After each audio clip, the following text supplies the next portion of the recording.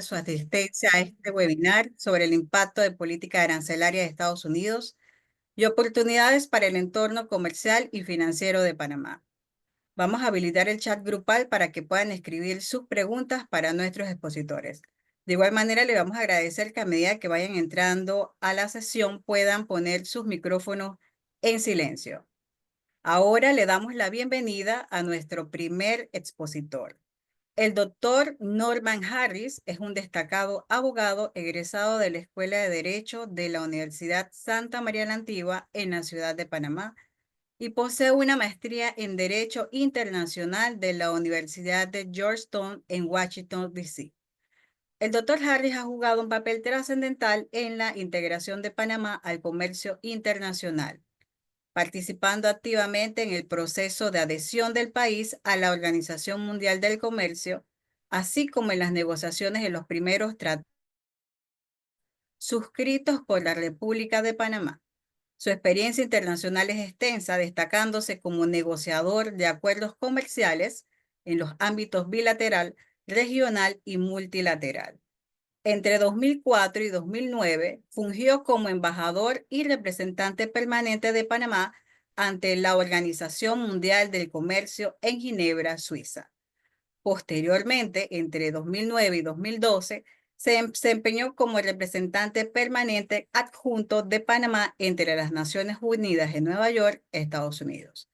En marzo de 2012 fue designado coordinador general de la República de Panamá para el proceso de implementación del Tratado de Promoción Comercial con los Estados Unidos, un proceso que culminó exitosamente con la entrada en vigor del TLC, autorizada por el presidente Barack Obama. El Ministerio de Comercio e Industria de Panamá ha ocupado cargos claves como jefe de negociaciones comerciales internacionales y director nacional de Administración de Tratados Comerciales Internacionales y Defensa Comercial. Ha sido autor de importantes legislaciones a nivel nacional, incluyendo el régimen especial para el establecimiento y la operación de empresas multinacionales para la prestación de servicios relacionados con la manufactura, conocido como el régimen EMA. Desde el 1 de octubre del 2021, forma parte de la Secretaría de Integración Económica Centroamericana, SIECA, como asesor representante en la República de Panamá. Le damos la bienvenida al doctor Harris. Bueno, muchísimas gracias, Susana, por esa introducción. Quiero en primera instancia agradecer a la presidenta del distinguido Colegio de Economistas de Panamá, Yariela Ceballos, y su distinguida junta directiva por esta oportunidad de compartir algunas ideas, ¿no? Debo manifestar al inicio que la presentación pues son ideas personales, no están amparadas ni representan la visión de ninguna institución que tengo el gusto de asesorar. Así que son enteramente atribuibles a mi persona, pues, y con mucho gusto. El Colegio de Economistas me ha pedido compartir algunas ideas. Voy entonces a compartir la presentación que les he preparado en la noche de hoy y me confirman entonces si se puede apreciar el mismo. Vamos a ver para atrás. Me parece perfectamente, por cierto, ¿eh? Sí, solo que voy a... Bien. Entonces, confirmado pues la presentación, se me pidió hablarles sobre el impacto de la política arancelaria, ¿no? De los Estados Unidos, desafíos y oportunidades para el entorno comercial de Panamá. Es evidente que desde abril de este año, las políticas comerciales eh, del órgano ejecutivo de los Estados Unidos ha impactado a nivel global, ¿no? Creando un entorno que no solamente impacta a Panamá, sino el mundo entero y que ha generado una tremenda volatilidad, diríamos, en el ámbito del comercio internacional. Así que es muy pertinente, digamos, evaluar los efectos de esta política, ¿no? Para ello quisiéramos dividir la presentación en 5 aspectos. El régimen, conocer un poco el régimen arancelario establecido por Estados Unidos desde el 2 de abril. Eh, Queremos hablar de los tratados de libre comercio, porque evidentemente Panamá tiene un tratado de libre comercio con Estados Unidos, y eso tiene sus efectos y su relación con este tema. Queremos hablar de los desafíos que representa esta política, nueva política arancelaria, de las oportunidades en ese entorno que podrían estar disponibles para Panamá y algunas conclusiones y recomendaciones en ese contexto.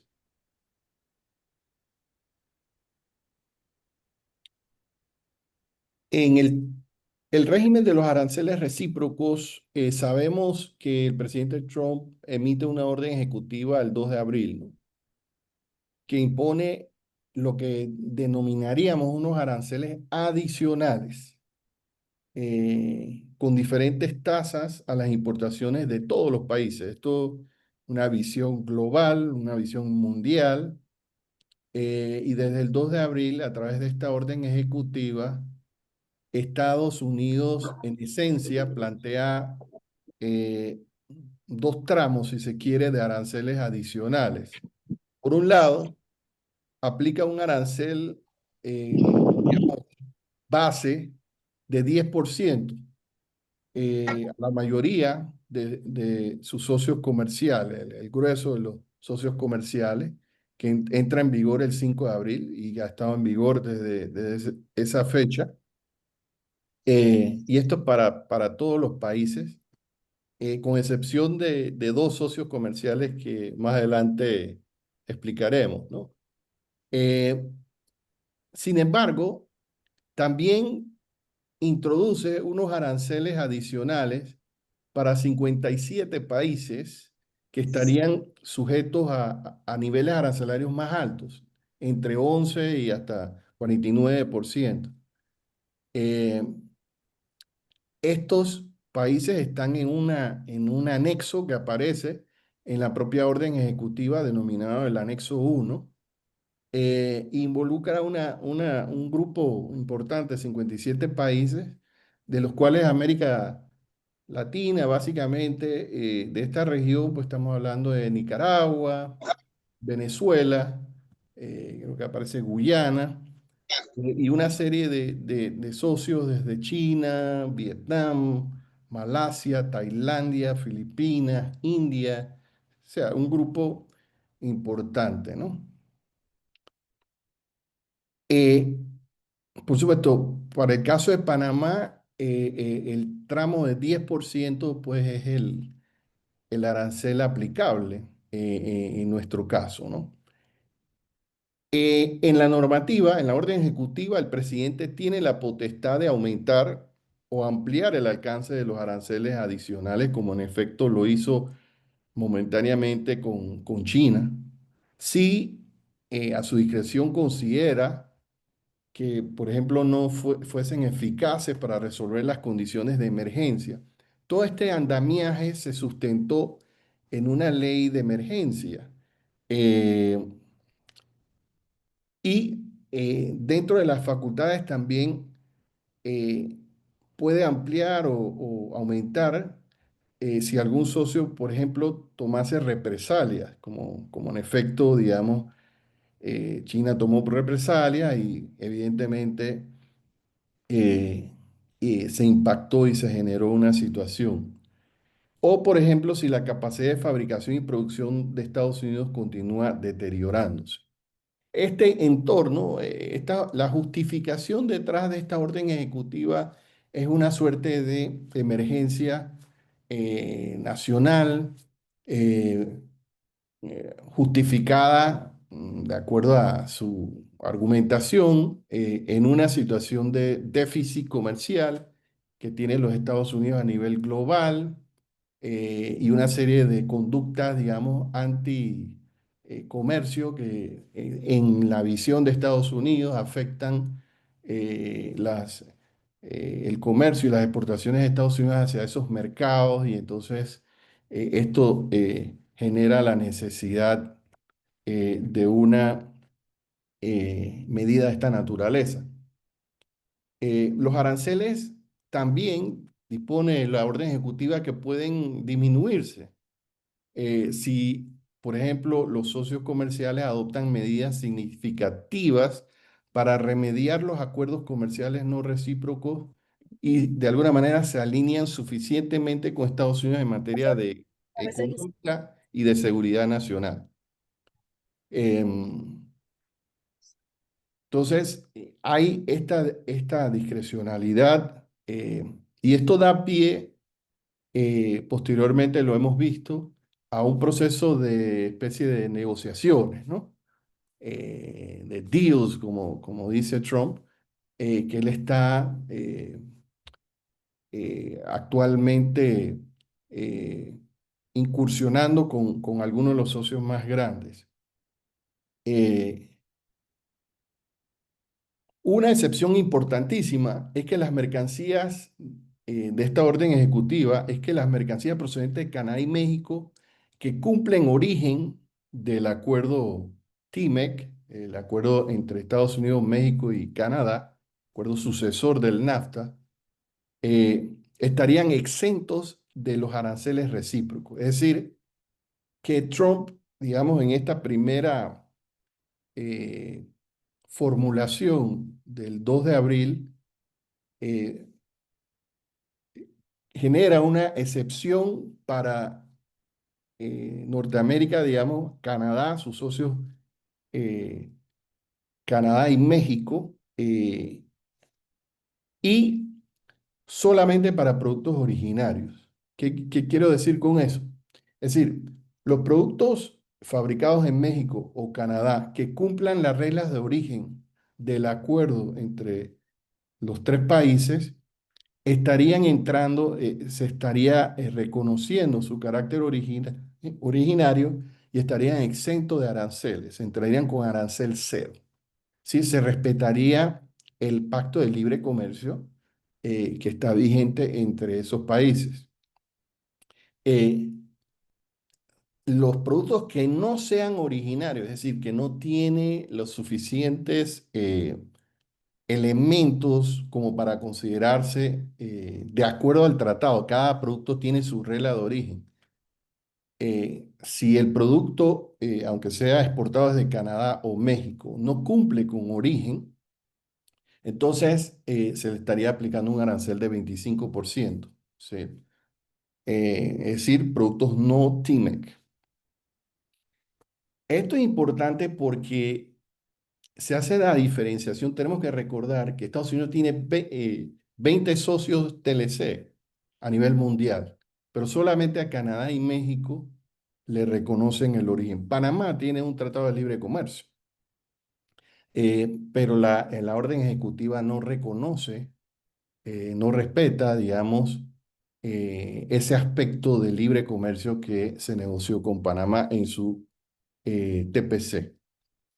Los aumentos arancelarios se imponen en virtud de la Ley de Poderes Económicos de Emergencia Internacional tras la declaración de emergencia nacional por parte de la orden ejecutiva, ¿no?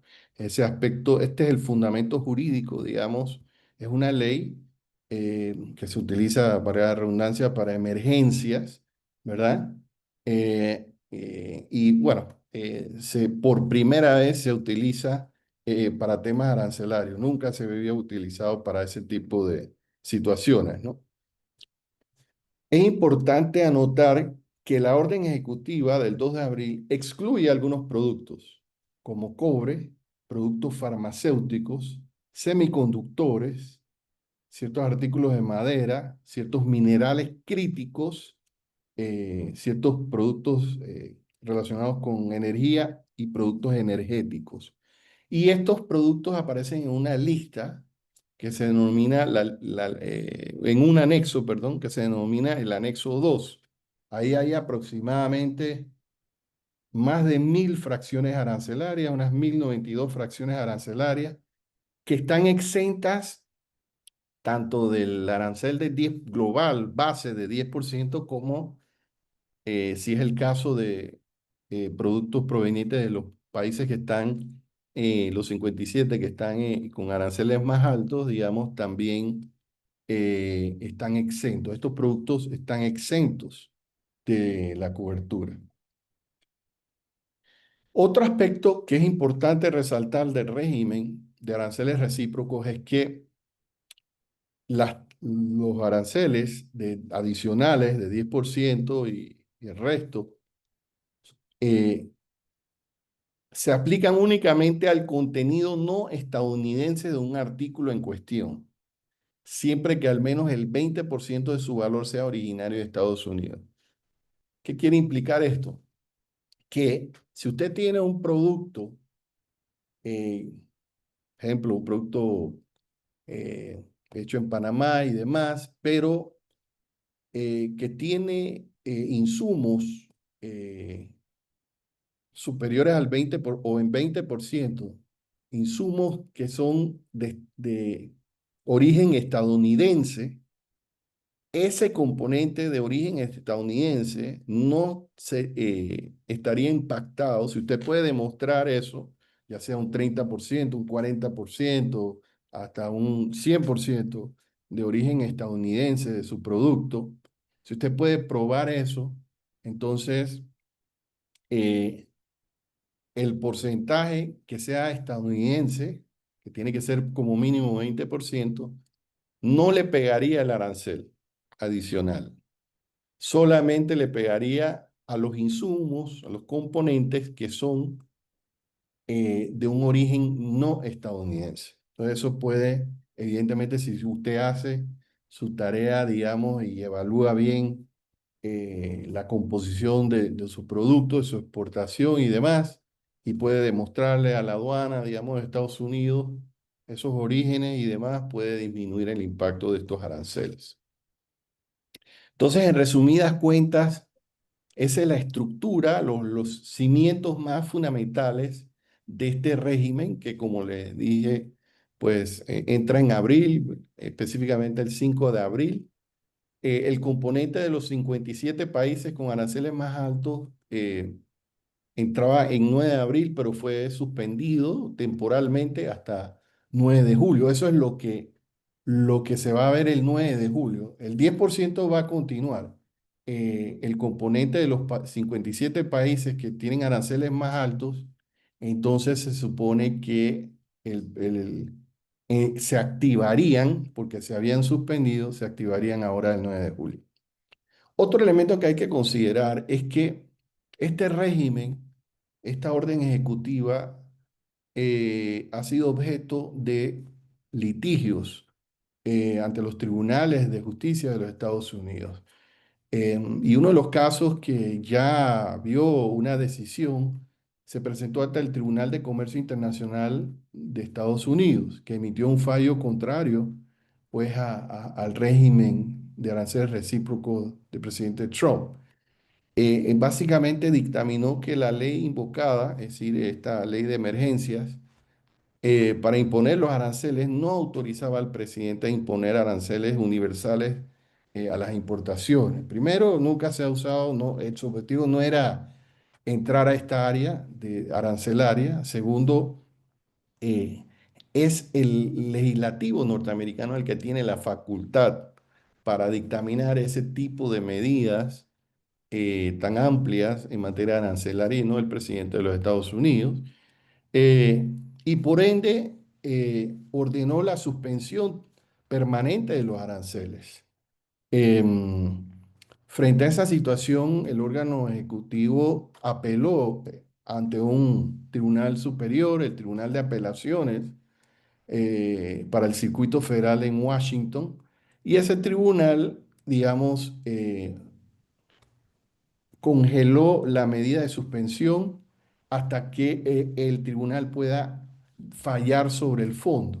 Es decir, suspende este congelamiento que se había dictaminado por el Tribunal de Comercio Internacional y está actualmente considerando el fondo de la disputa, eh, y se espera que eventualmente esta disputa llegue a los más altos niveles, a la Corte Suprema de los Estados Unidos. Así que es importante tomar en cuenta esta realidad de que a lo interno de los Estados Unidos existe este movimiento para digamos, retar las bases jurídicas de esto, y que podría implicar un fallo a nivel de la Corte Suprema que tendría entonces impactos significativos sobre la medida.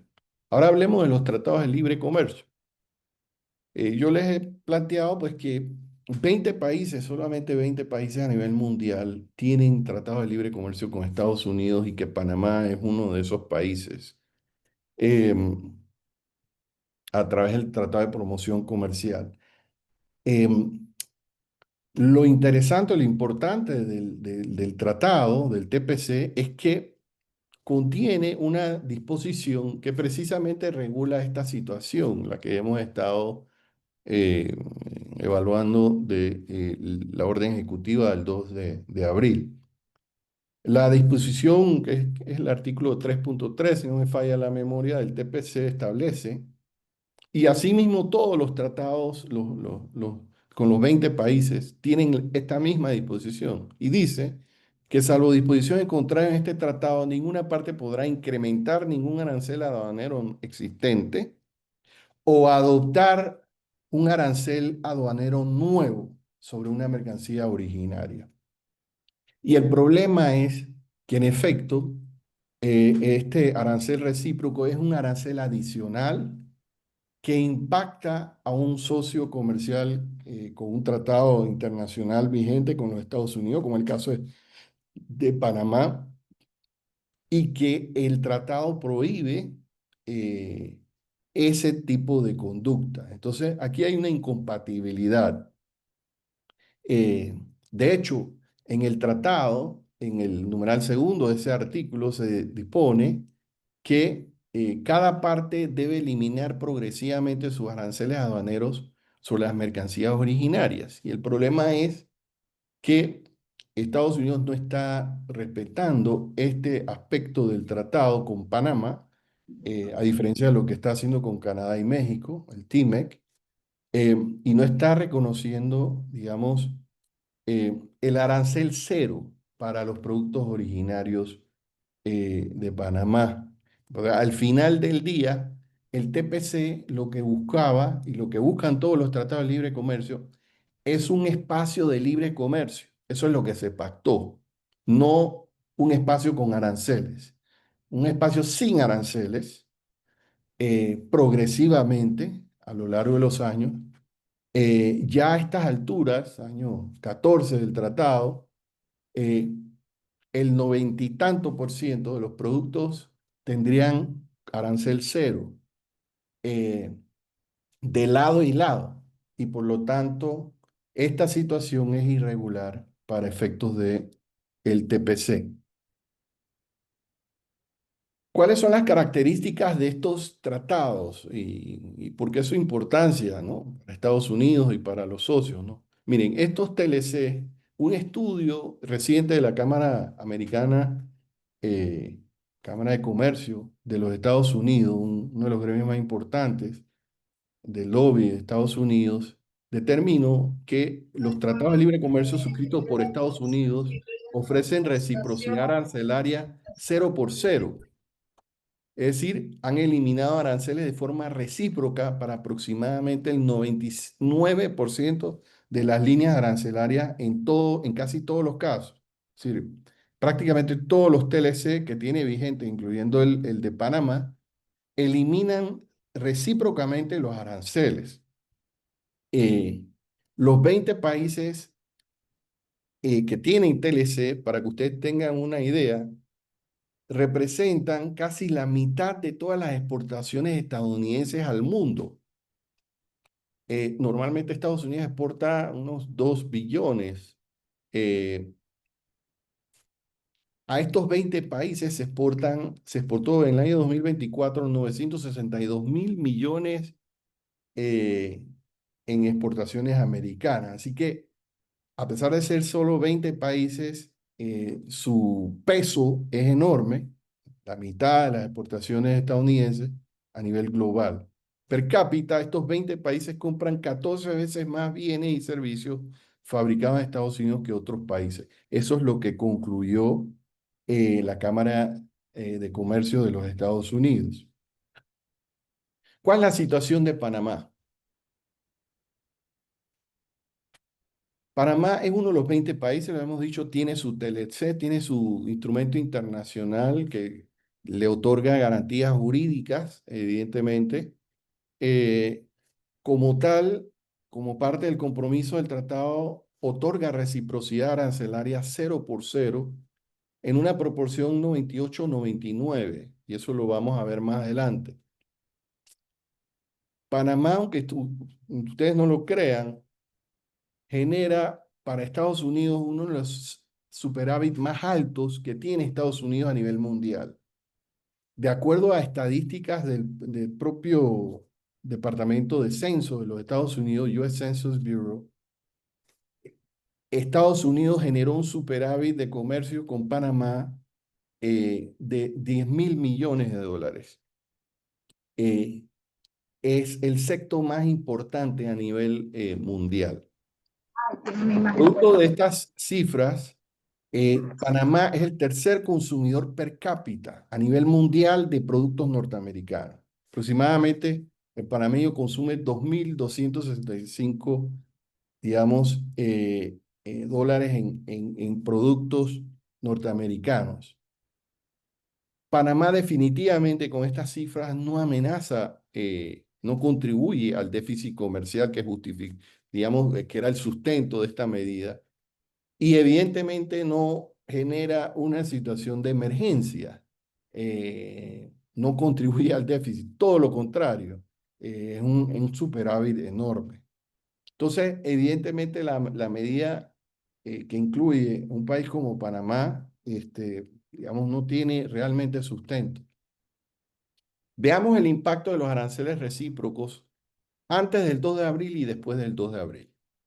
Antes del 2 de abril, por la vigencia del tratado, por las exigencias de ese libre comercio, el 98% de los productos norteamericanos entraban a Panamá con arancel cero, el 98% del universo arancelario. En el caso de Panamá, el 99% del universo arancelario, el 99% de los productos, digamos, Panamá tenía acceso al 99% del universo arancelario de Estados Unidos con arancel cero.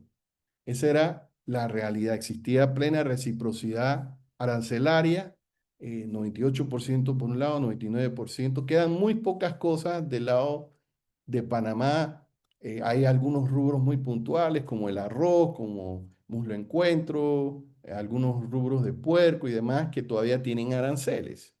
Pero el grueso, 98%, Estados Unidos, productos americanos entran aquí, que sean originarios, entran a Panamá sin arancel y el 99%, digamos, de nuestras exportaciones tenían ese derecho desde el 2 hasta el 2 de abril. ¿Qué pasó con la medida impuesta por el presidente Trump?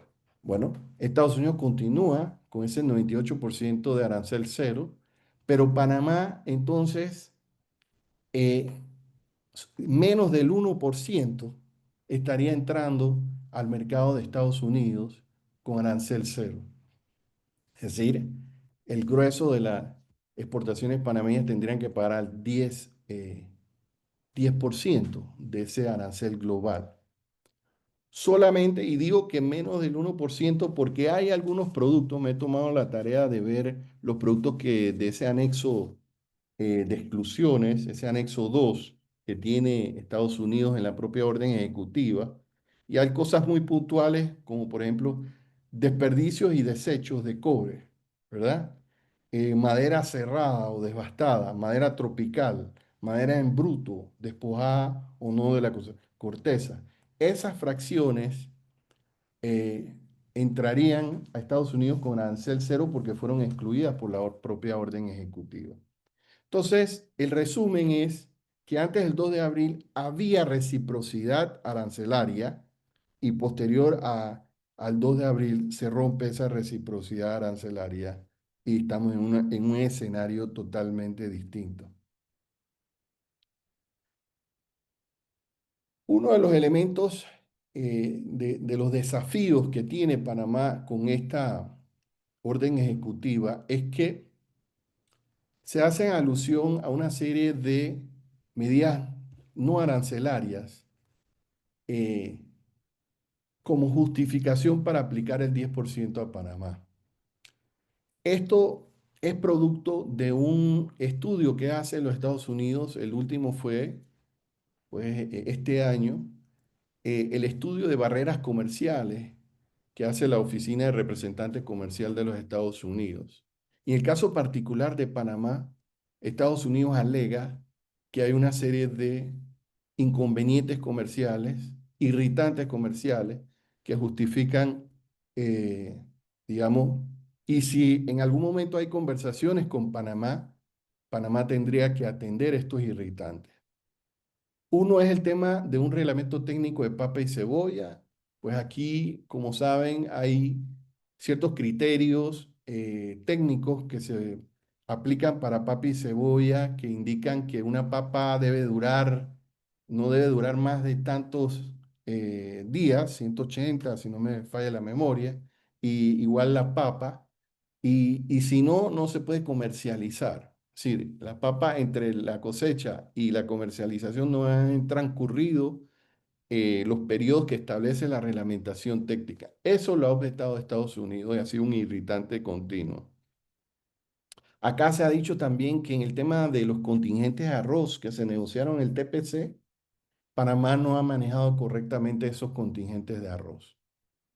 Hay un contingente para arroz en cáscara y uno para arroz descascarillado.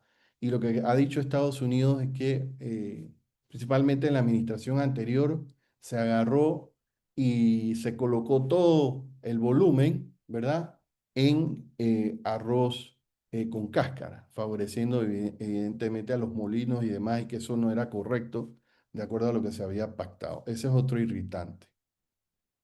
Hay un tema del decreto de Gabinete 4 de 2024, restricciones cuantitativas para carne de cerdo. Ese decreto establece un límite para importaciones de carne de cerdo a Panamá. El tratado prohíbe ese tipo de restricciones cuantitativas y Estados Unidos ha objetado que se está incumpliendo el tratado y es uno de los irritantes que se ha planteado.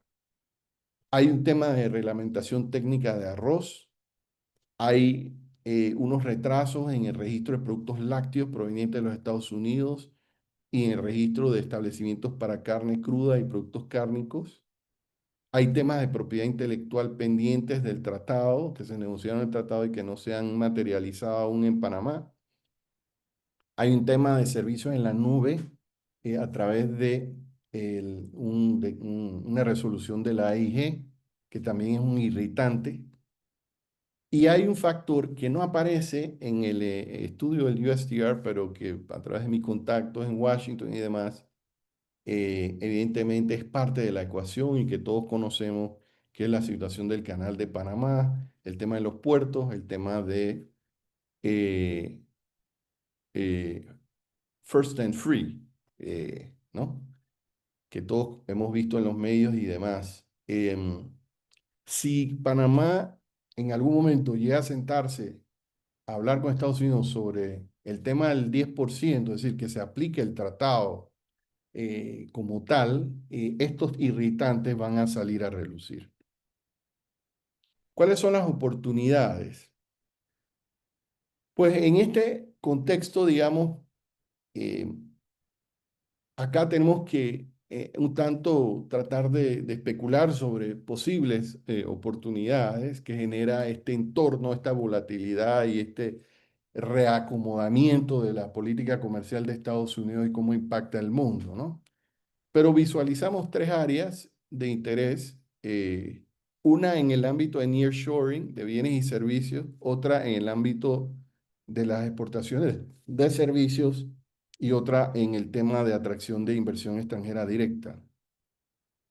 En el tema de nearshoring, como ustedes saben, este es un tema que ha ido evolucionando antes de las medidas asumidas por Trump.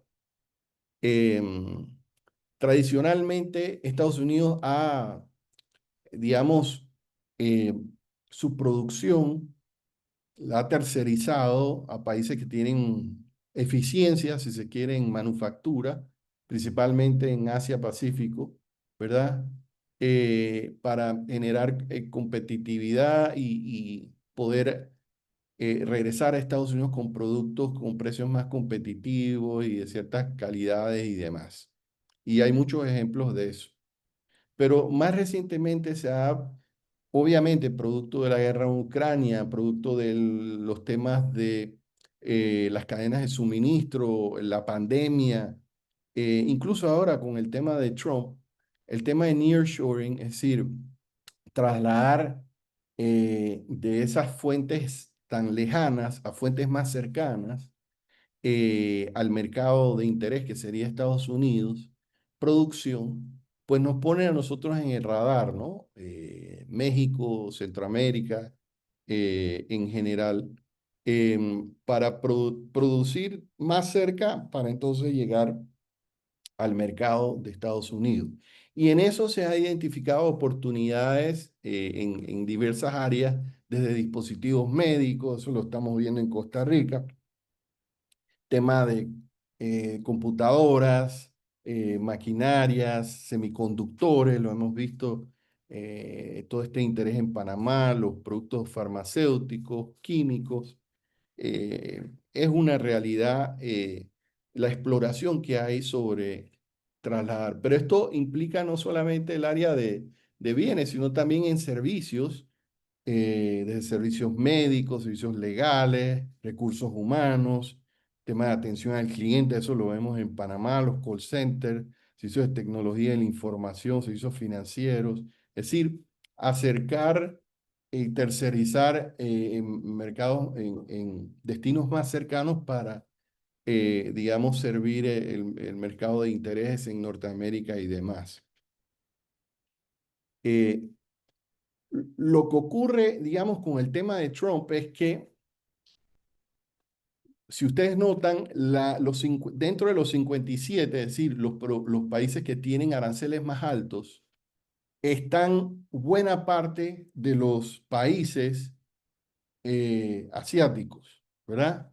Eh, India, eh, China, por supuesto, Taiwán, Vietnam, Tailandia, Malasia, Filipinas están impactados con aranceles más altos, lo que puede provocar presión hacia acelerar, digamos, la consideración de nearshoring, porque los aranceles, digamos, aplicables en esta parte del mundo serían más bajos que los que tendrían que pagar si esa producción se realiza en esos países. Entonces, eso, digamos, puede generar un movimiento positivo hacia acelerar el nearshoring hacia Latinoamérica.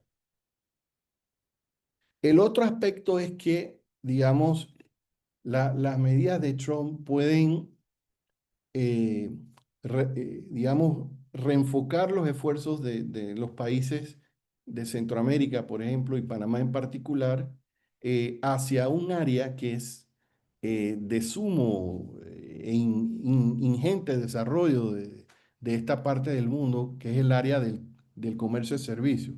Miren, aquí tenemos una visión de la última década, digamos, del crecimiento de las exportaciones de servicios en Centroamérica.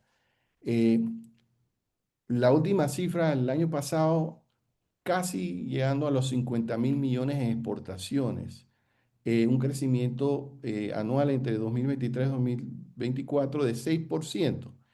Em, Obviamente ahí se ve en la curva la caída del año de la pandemia y luego el crecimiento, la recuperación y el crecimiento. 48.000 es un récord histórico de exportaciones de servicios y en un área de mucha potencialidad. Entonces, evidentemente, mientras Trump está enfocado en los temas de bienes y demás y los aranceles, pues evidentemente un enfoque hacia los servicios que no están sujetos a estos aranceles y demás es una posibilidad. Panamá en esa ecuación es líder. Panamá en Centroamérica es el exportador número uno de servicios. Eh, Nosotros somos superavitarios en servicios, generamos un superávit de 20.000 millones en la región. Y de esos 20.000 millones, 12.000 millones corresponden a Panamá. Es decir, Panamá exporta mucho más de lo que importa en el ámbito de los servicios. En el caso de Panamá, el mayor destino de nuestras exportaciones es precisamente Estados Unidos. Acá tenemos la última cifra que tenemos de la base de datos de la OMC, nos indica que nosotros tuvimos superávit con Estados Unidos en servicios.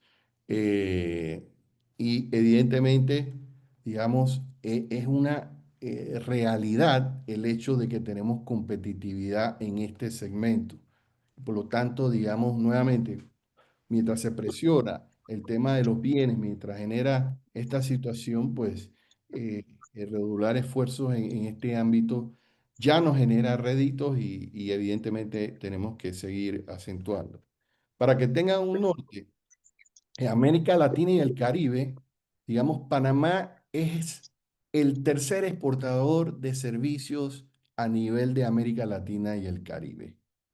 Eh, es el quinto exportador de servicios de turismo, de viajes, ¿verdad? Quinto exportador de turismo. Es el segundo exportador de transporte, solamente superado por Brasil, por México, perdón. Superamos países tan importantes como Brasil, Chile, Colombia, Argentina, etcétera, tal. Y en servicios modernos, es decir, aquellos servicios que están impulsados por la digitalización, Panamá aparece pues en el top 10 como número 8. Entonces, definitivamente son áreas de fortaleza, son áreas en las que Panamá tiene que redoblar esfuerzos y lo ha hecho. Otra área donde veo oportunidades es el tema de la atracción de inversión extranjera directa por ejemplo, en el ámbito de la manufactura o producción. ¿Qué pasa? El TPC, ¿verdad? Evidentemente facilita a través de su capítulo de inversión las inversiones de intereses panameños en Estados Unidos, como lo presenta la gráfica, la primera ecuación, y también la atracción de inversión norteamericana hacia Panamá. Eso es lo normal, eso es lo que está en el tratado. Ahora, el tratado también posibilita que se haga nearshoring, es decir, que un inversionista invierta en Panamá, genere una manufactura que cumpla origen y que luego entonces regrese a Estados Unidos. Y va a entrar a Estados Unidos, digamos, con el beneficio del arancel, ¿no? Pero también dentro de la estructura de atracción de inversión, nosotros podemos atraer inversión de socios que evidentemente tienen una situación arancelaria muy distinta a las nuestras, con relación a Estados Unidos, están impactados por aranceles más altos, para producir en Panamá con destino a Estados Unidos y para que puedan entrar a Estados Unidos, digamos, con unos aranceles más bajos. Ese también es parte de la... No importa que la empresa sea 100%, por ejemplo, brasileña, el hecho de que produzca en Panamá y cumpla la regla de origen no importa que la inversión sea totalmente brasileña, el hecho de estar en Panamá, cumplir la regla de origen, le da pues los beneficios del tratado. Y por último, también beneficia la posibilidad de que inversión norteamericana aterrice en Panamá para entonces, con nuestro network de tratados de libre comercio en Europa, en Asia, en Centroamérica, en Sudamérica, también puedan acceder a los beneficios de esos acuerdos. Que esas son las oportunidades que podíamos visualizar. ¿Cuáles son las conclusiones? Yo creo que este tema hay que manejarlo con mucha prudencia y capacidad técnica. Em, Tenemos que insistir en el cumplimiento y aplicación del TPC. Nosotros pactamos libre comercio, no pactamos comercio con 10% de arancel. Ese no es parte de la realidad del tratado y nosotros tenemos que seguir insistiendo en eso. Como he visto que ha insistido, por ejemplo, Costa Rica en sus conversaciones bilaterales con Estados Unidos. Tenemos que revisar ese grupo de irritantes comerciales que yo les detallé, que ha identificado los Estados Unidos y prepararnos para atender esos irritantes si queremos acercarnos a la normalidad, que es no tener aranceles. Tenemos que interactuar con los otros 20 socios comerciales. Nosotros estamos en una categoría y creo que el intercambio de información, porque todos estamos en el mismo barco, ¿verdad? Todos estamos afectados con excepción de México y Canadá. Y creo que ahí hay afinidad de intereses y de posibilidades. Tenemos que interactuar con el sector privado de los Estados Unidos. Ya hemos visto que la Cámara Americana de los Estados Unidos se ha pronunciado a favor de los tratados de libre comercio. Yo creo que es importante empujar el lobby. Es importante monitorear lo que vaya a ocurrir con los litigios, lo que vaya finalmente a ocurrir con la Corte Suprema. Y nosotros tenemos que impulsar nuestras áreas estratégicas, el nearshoring, si es el tema de la inversión, si es el tema de los servicios, que nos permitan de alguna manera rebalancear y lidiar con esta debacle, digamos, tan importante que hemos visto producto de estos aranceles recíprocos. Hasta ahí, entonces, dejaría y agradeciendo nuevamente a el Colegio de Economistas esta posibilidad. Muchas gracias. Agradecemos mucho la ponencia, doctor Harris. Ahora, como segundo punto, vamos a hacer la presentación del doctor Patricio Mosquera, que es nuestro segundo expositor. Él es gerente de estudios financieros de la Superintendencia de Bancos de Panamá desde junio del 2014. Con anterioridad, el doctor Mosquera desempeñó diversos cargos en la Superintendencia de Bancos de Panamá. Fue economista senior de la Dirección de Estabilidad Financiera. Previo a su ingreso, el doctor Mosquera fue negociador principal de los tratados de libre comercio de la República de Panamá en las áreas de acceso de mercados como la agricultura, defensa comercial y políticas de competencia. El licenciado Mosquera se graduó en la Universidad Nacional de Panamá y posee estudios de maestría y doctorado por la Universidad de Georgetown. Le damos una bienvenida al doctor Mosquera.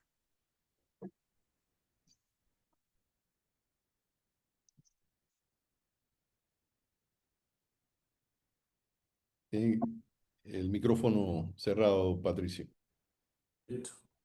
¿Y ahora sí? Sí. Bueno, muchas gracias Susana, comentaba, y bueno, muchas gracias también a Norma por habernos acompañado. La verdad que la sapiencia que tiene y toda la experiencia dentro de la OMC, y de hecho que le hayamos dicho tan pronto, pues y todo el apoyo que nos ha dado, ciertamente es muy agradecido por parte del colegio. Yo tengo una presentación que es un poco extensa y pues en algunos puntos puede caer sobre lo de Norma, así que quizá me voy a saltar algunos puntos, pero la verdad que bueno, creo que pues, va a quedar todo el material disponible, al menos de la parte del colegio, pero sin duda pues tenemos el interés de que pues sea un tema que sea de visibilidad, y sobre todo porque en los próximos días, de hecho puntualmente el 9 de julio, es posible que vence el waiver que existe para los efectos de los países que tienen algún tratamiento diferencial, que eran los 57 países que mencionaba el embajador Harris, y que ciertamente va a ser un tema importante. De hecho, creo que pocas veces o poco lo estamos visualizando pero creemos que puede tener un impacto más allá de la erosión de la preferencia de habernos aumentado el arancel en algunos puntos. Es posible que inclusive si todo esto continúa, como probablemente ocurra con el waiver, probablemente se vayan a seguir erosionando algunas preferencias. Yo voy a ir muy rápido sobre esto y antes de empezar voy a hacer un disclaimer muy similar y es que pues ciertamente estas son visiones personales, esto no compromete a ninguna de las corporaciones o organizaciones con las que nosotros colaboramos. Yo voy a partir por algo que creo que no es lo usual. Voy a empezar con las conclusiones o mi resumen ejecutivo. Ciertamente lo que hemos visto hasta ahora es de que todas estas medidas, más allá del canal de bienes o de exportación de bienes, ciertamente tiene también implicancias relevantes en el canal financiero, donde yo, por ejemplo, sí veo mucho más temas. Algunos no lo estoy incluyendo aquí, pero sí vemos la potencialidad de muchos riesgos, desde la volatilidad hasta un tema de repricing en algunas tasas y la presión en algunas tasas que se van a mantener seguramente alta durante más tiempo del que pensábamos. El otro tema relevante es un tema de que en la medida que se mantengan estas medidas y particularmente el waiver del 9 de julio, probablemente vamos a ver una pérdida diferencial arancelaria. De hecho, creemos que esa extensión del waiver, si es que se hace efectivamente, pues puede comprometer en algún grado todo el tema de la competitividad de las exportaciones y ciertamente creemos que hay una oportunidad para el hub logístico, como comentaba Norman, sobre todo por el tema de la posibilidad de la reconfiguración de algunas cadenas de valor, la posibilidad no necesariamente de ir a Estados Unidos, sino también pues centrarse en Panamá para atender a la región.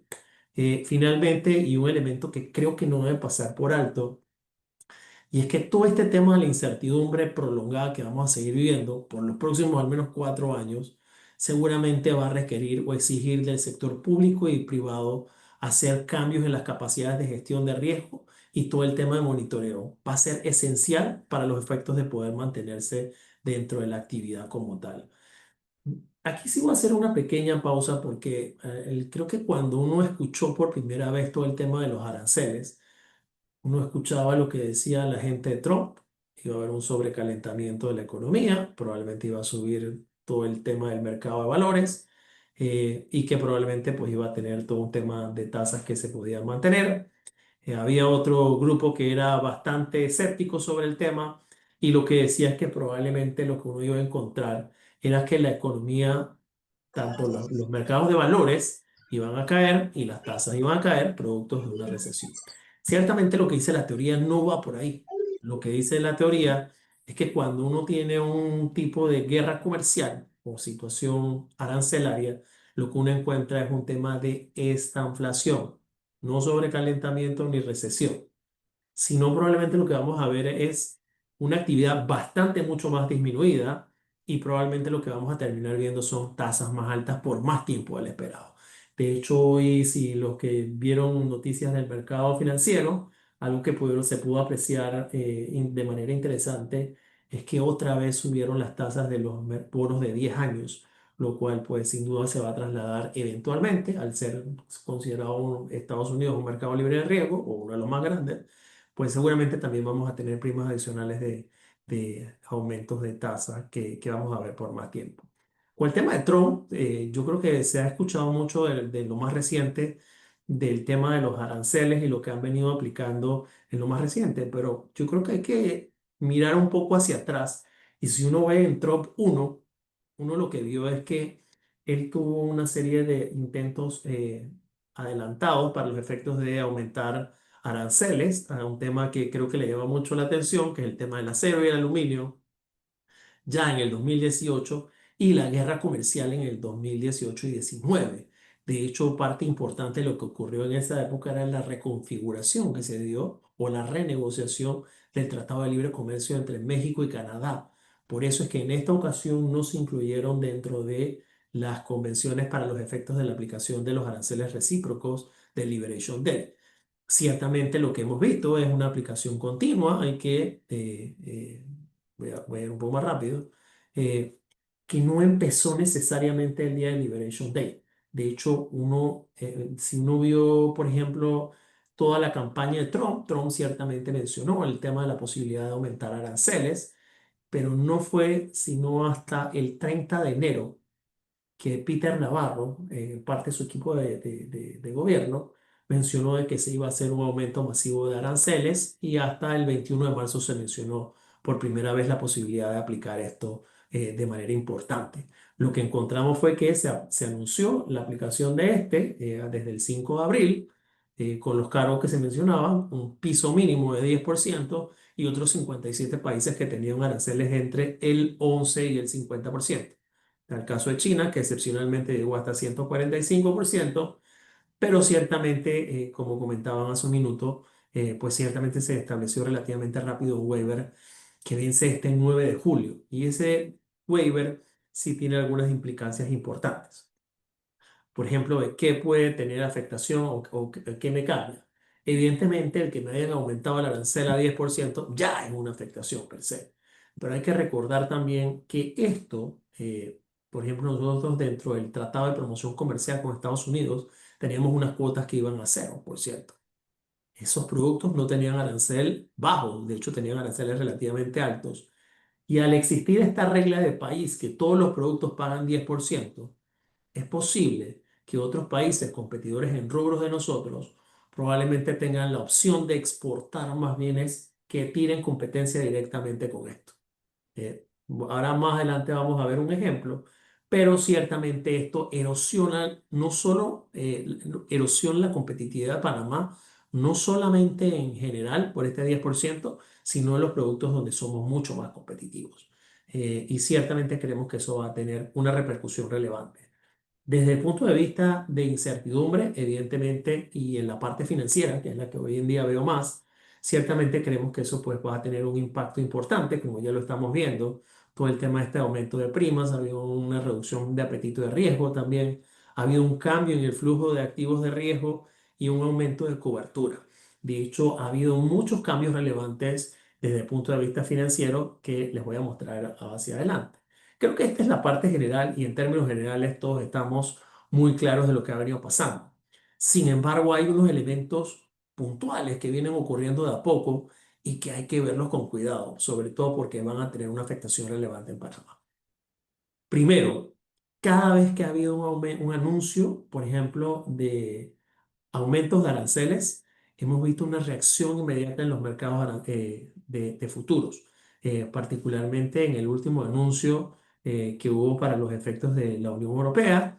Algo que vimos es de que hubo una disminución relevante, por ejemplo, en el S&P 500, pero automáticamente o relativamente rápido, en un par de horas apenas se hizo el anuncio, hubo una corrección relativamente rápida.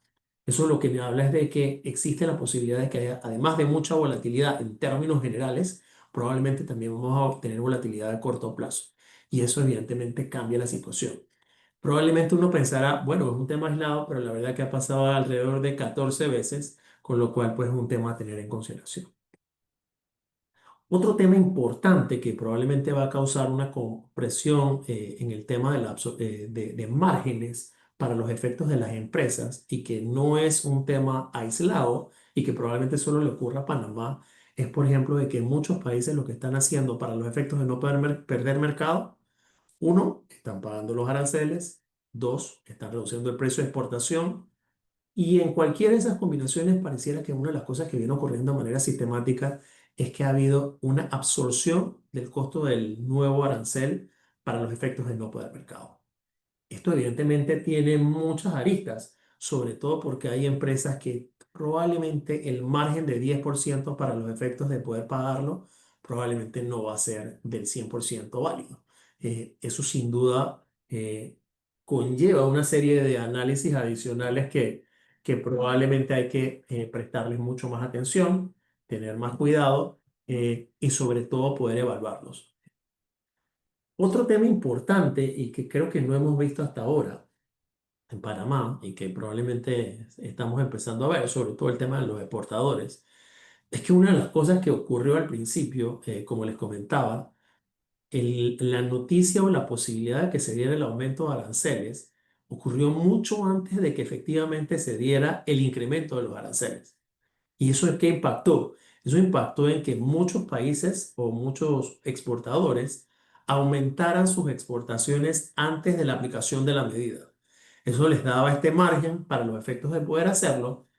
Evidentemente, lo que ocurrió fue que pues, muchos países, y en el caso de algunos productos, se dio una stock o se llevó una serie de inventarios, pero evidentemente esos inventarios tienen una capacidad finita.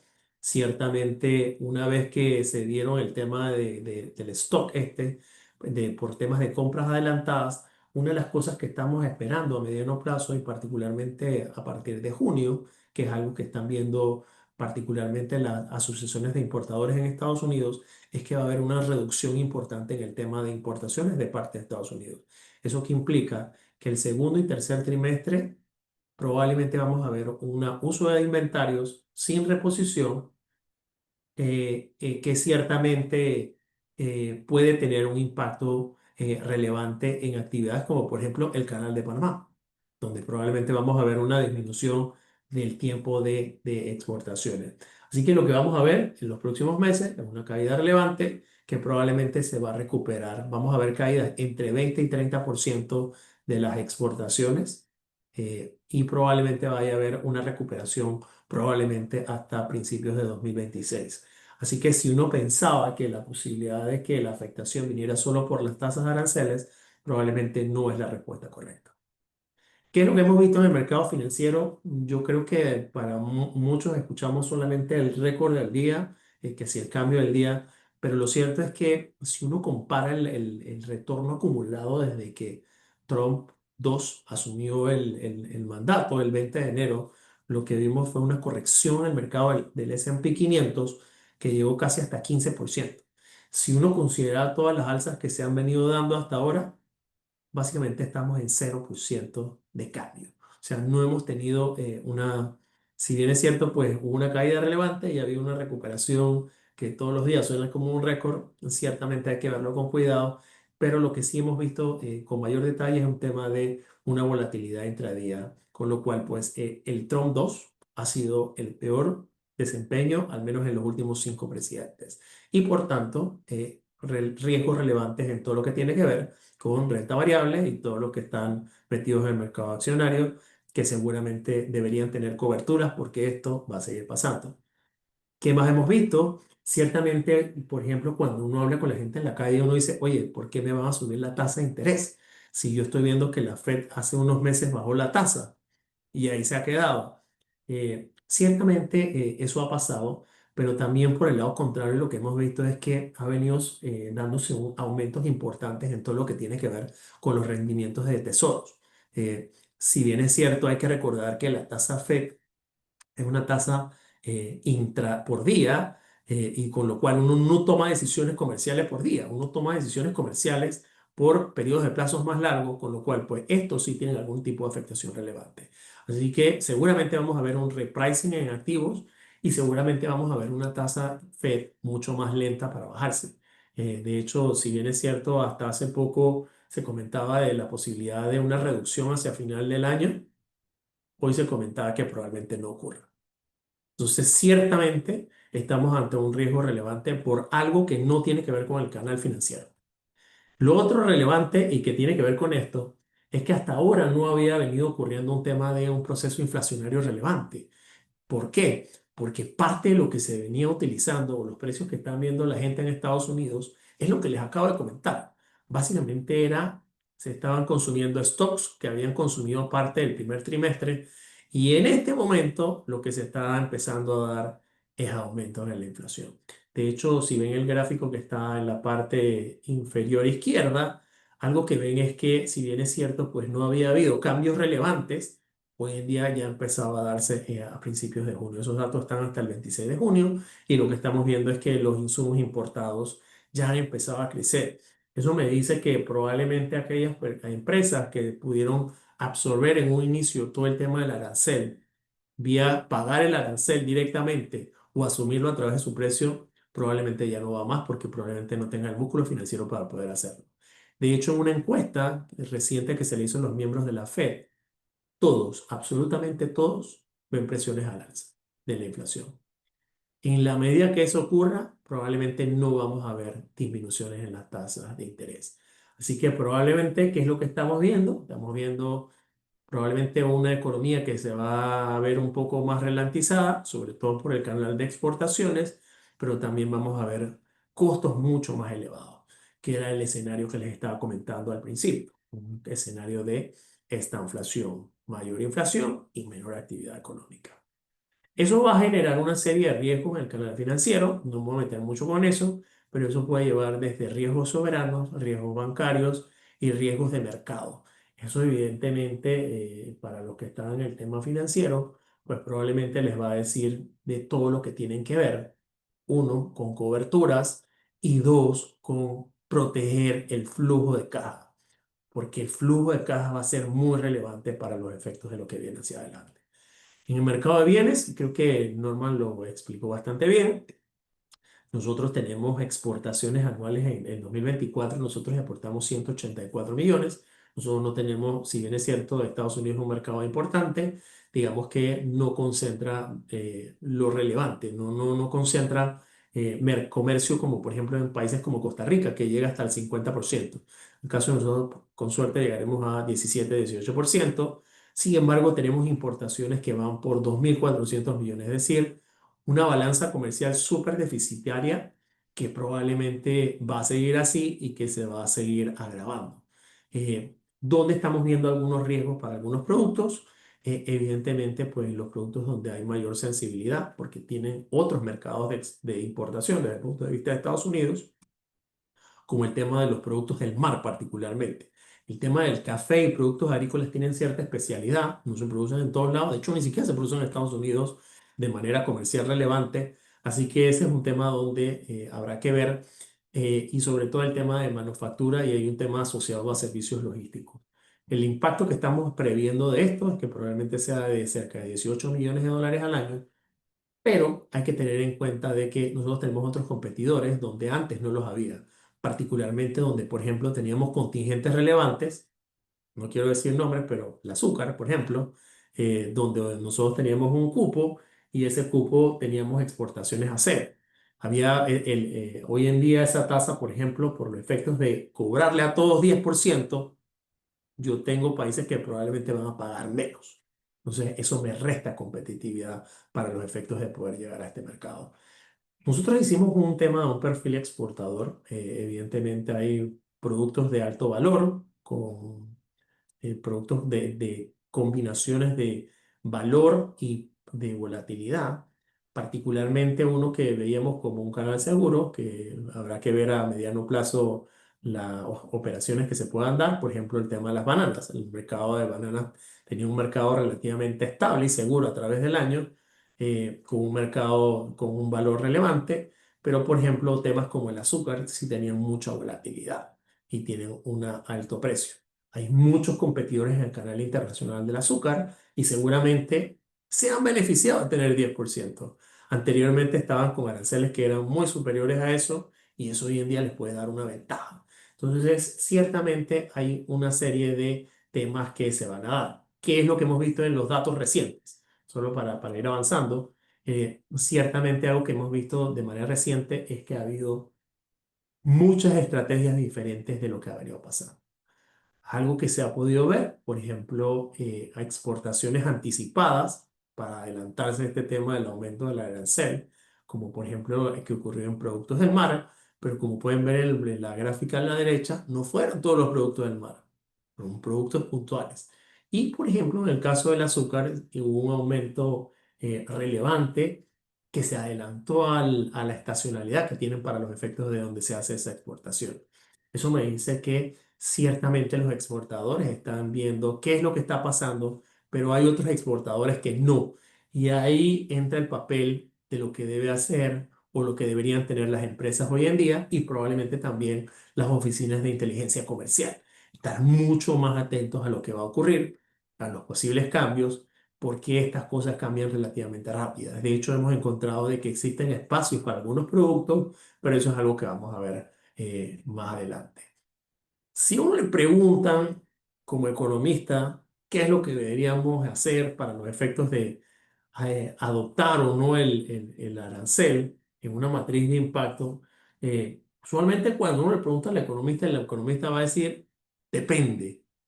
Y ciertamente depende, pero también depende de ciertas condiciones. Depende, por ejemplo, si yo tengo una ventaja competitiva o no la tengo, o si tengo la demanda del cliente en crecimiento o en retroceso.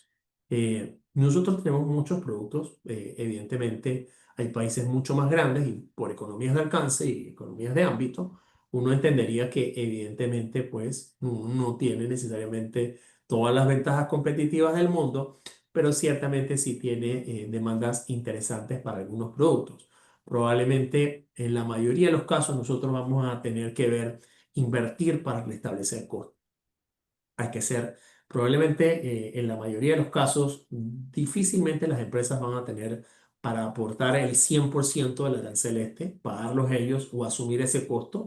Eso suena bastante complejo, pero existen otras posibilidades, como por ejemplo todo un tema de regenería de costos, optimizar esa estructura de costos, renegociación con algunos proveedores y también un tema de simplificación de portafolio, irse a los productos que tienen mayor rentabilidad, no a toda la cadena que se tiene. Como último punto, ya para ir cerrando, uno pensaría, ¿sabes qué? Esto solamente le afecta o al ser canal financiero o a los exportadores. Yo diría que ahí hay que aguantar un momento. Sobre todo porque, ¿qué pasa? Ciertamente Panamá no es un país industrial relativamente grande, tiene actividad industrial, pero digamos que no es relativamente grande, pero sí tiene una cadena global de valor, como por ejemplo todo el tema de algunos insumos que se utilizan para algunas industrias, para la zona libre de Colón y para otras actividades que probablemente se van a encarecer. Yo creo que algo que fue sutil de Nanti y que no se pudo apreciar, y sobre todo por el tema del tiempo, es que si bien es cierto, para los efectos del mercado de Estados Unidos, algunos países están bajando sus precios, para los mercados externos los están subiendo. Eso quiere decir que probablemente vamos a tener insumos mucho más costosos para algunos rubros. En otros casos probablemente tengamos casos como casos de dumping, literalmente, porque no puedan entrar al mercado de Estados Unidos por falta de competitividad. Así que ciertamente hay una amenaza importante, no solamente para los productos que tal como tal, sino para otras cadenas de valor que pueden existir. Nosotros hemos identificado a través de la matriz insumo-producto que se publicó el año pasado, creemos que hay una serie de sectores que son altamente sensibles y desde el punto de vista de política pública también es un tema que hay que evaluar, sobre todo para ver a qué sectores debería apoyarse por los efectos de los encadenamientos hacia adelante y hacia atrás, que ciertamente es un tema que tendremos que conversar, sobre todo porque a mediano plazo, más allá del tema de las exportaciones y el canal financiero, existe una alta probabilidad de que de Estados Unidos pudiera entrar en recesión este año o a principios del próximo año. Eso va a implicar una disminución importante de la actividad por efecto contagio y hay que ir valorando esos temas, no en ese momento, hay que valorarlos desde hoy. Así que, ¿qué es los principales impactos? Probablemente vamos a ver compresiones de margen. Seguramente hay gente que va a tener que asumir eso, una volatilidad incrementada, competencia en cuotas y algo que ya se han venido quejando algunos países de barreras arancelarias al entrar al mercado de Estados Unidos y a terceros mercados. Eso no es un tema trivial y es un tema que debería investigarse de manera anticipada. Recomendaciones, evidentemente, diversificar mercados, fortalecer el hub logístico, pero también hay que implementar coberturas financieras. Para mí eso creo que es un tema relevante que creo que muchos no están viendo en este momento. Hay que hacer negociaciones de exenciones focalizadas, probablemente en el marco de algo que no se ha mencionado hasta ahora. Y es el tema de que este año, y particularmente creo que el mes que viene, se va a renegociar, a ver, no es renegociar per se, pero se va a hacer, establecer el mecanismo del artículo 319 del Tratado de Promoción Comercial para los efectos de revisión de la mesa agrícola. Es un tema que hay que aprovechar, sobre todo porque nuestras principales exportaciones están en esas canastas. Hay que reforzar las capacidades regulatorias, hay que avanzar todo lo que tiene que ver con el tema de las medidas anticompetitivas, prácticas comerciales desleales y sobre todo asignar responsables y plazos. La posibilidad de que nos lleguen productos dopeados porque no pueden entrar al mercado de Estados Unidos es alta. No hay que dejarla de pasar por alto. Y también hay que ver todo el tema de atraer oportunidades. Hay que ver cómo se puede atraer inversión extranjera directa. Yo creo que esto lo tocó bastante bien, Norman. Así que yo dejo mi presentación hasta aquí y bueno, muchas gracias por el tiempo Te y sí, te agradecemos paso la palabra. mucho, te agradecemos muchísimo, Patricio. Ya estamos casi ya finalizando, entonces vamos a hacer dos preguntas. Es importante que las personas que nos acompañen hoy sepan que el colegio ya cuenta con sus redes sociales activas y vamos a subir esto a nuestro canal de YouTube. Igualmente a los dos expositores le damos las gracias, definitivamente que ha sido unas ponencias muy enriquecedoras y vamos a hacerle llegar sus certificados de participación. Vamos a hacer dos consultitas. ¿Cuál fue el efecto inmediato de la imposición de los aranceles de Trump sobre la volatilidad de los mercados financieros globales? ¿Puede respondernos usted o el doctor Harris si todavía está en la sala? Sí, yo creo que este es un área de Patricio. Sí, yo creo que ha sido bastante claro qué es lo que ha pasado. Yo creo que después de los anuncios, cada anuncio que se ha dado, las 14 veces que ha ocurrido, se ha dado una venta particularmente importante en el mercado de futuros, seguido de rebotes relativamente rápidos. Y mucho el tema de la volatilidad ha aumentado intradía en promedio un 20%. Yo creo que mucha gente también se ha adelantado a liquidar posiciones y eso no es un tema menor, sobre todo porque implica unas posibles situaciones de estrés financiero dentro de empresas, sobre todo la gente que trabaja con equity. Así que sí es un tema importante y a mediano plazo es un tema que debemos de tener presente. ¿Por qué? Porque recordemos, por ejemplo, uno dirá yo, pero yo no tengo acciones, pero hay que recordar, por ejemplo, de que muchos fondos de pensiones, todavía no el panameño, todavía no nos peleamos por eso, pero muchos fondos de pensiones privados tienen este tipo de instrumentos, así que hay que ver que se manejen adecuadamente, porque ciertamente pues es un tema que al final podríamos ver o hacer un menoscabo en nuestra. Es correcto. Bueno, la segunda pregunta que sería para el doctor Harris es, ¿qué sectores de la economía panameña son más vulnerables a estos choques arancelarios? Sí, evidentemente, sector de bienes, ¿no? Sector agrícola, como lo hemos visto en la excelente exposición de Patricio, sector industrial igual, ¿no? O sea, nosotros tenemos, el enfoque de Trump ha sido el enfoque del lado de bienes, ha sido un enfoque, digamos, arancelario, si quiere. Em, Evidentemente, la, pasamos de una reciprocidad arancelaria, ¿verdad? 98, 99% de lado y lado, a una situación donde realmente Estados Unidos sigue exportando, sigue teniendo las preferencias, sigue entrando a un mercado con libre arancel, mientras que a nosotros pues nos impacta una situación irregular que afecta al 99 punto tanto por ciento de nuestras exportaciones o potenciales exportaciones, porque desconoce el arancel cero que se había negociado. Em, Claro, por coyunturas ya más políticas, hemos visto, digamos, algunas incursiones en otras áreas, ¿no? Y particularmente el tema del canal, ¿no? Ha sido una discusión eh, y vamos a ver cómo prospera todo el tema de los puertos, la venta pues, de los puertos y tal, y toda esta aspiración de los barcos americanos, de ser primeros y gratuitos, esas discusiones, ¿no? Que ya incursionan en los ámbitos de servicio. Pero el enfoque primordial, el impacto inmediato de las medidas arancelarias está dirigida a los bienes, ¿no? En la parte industrial y agrícola. Exacto, sí. Y nos quedamos entonces pendientes con el tema de las barreras comerciales, que Panamá entonces esté pendiente al momento de las negociaciones para que sea productivo y provechoso para nosotros, ¿no? Entonces, de parte del Colegio de Economistas de Panamá, le damos las gracias a tanto al doctor Harris como al doctor Mosquera por habernos acompañado en la noche de hoy. Igualmente a la Junta Directiva del Colegio que está acompañándonos. Queremos darles las gracias a todo el público que nos acompañó, estudiantes, profesores de la universidad, tanto la de Chiriquí también que nos acompañan el día de hoy. Y una vez les recordamos que sigan nuestras redes para que estén pendientes de todos los webinars que vamos a hacer, que vamos a estar coordinando uno por mes, igualmente de actividades para que puedan entonces participar. Así que tengan todos muy buenas noches. Gracias, saludos. Saludos y gracias.